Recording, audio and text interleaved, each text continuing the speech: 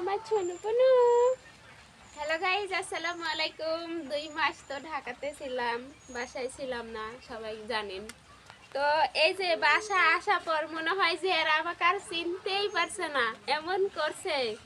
দেখেন আমার মানে খরগোশগুলো, সেই ছোট্ট ছোট্ট খরগোশ এখন কত বড় বড় হয়ে গেছে, একটা কত বড় বড় হয়ে গেছে।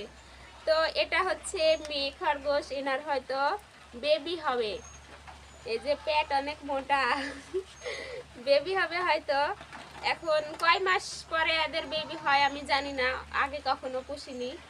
তো ফোনে শুনি যে 45 দিনে হয় বা 35 দিনে হয়, কিন্তু এদের তো মানে এর তো 35 দিন পার হয়ে গেছে, হয়নি, হয়তো 3 মাসে হয়। তো যাই হোক, আমার খরগোশগুলো কেমন মানে দেখতে অবশ্যই কমেন্ট করে বলবেন। বড় হয়েছে, অনেক সুন্দর লাগছে দেখতে এদেরকে, সেই সুন্দর খরগোশগুলো, তাই না? আল্লাহ হাফেজ।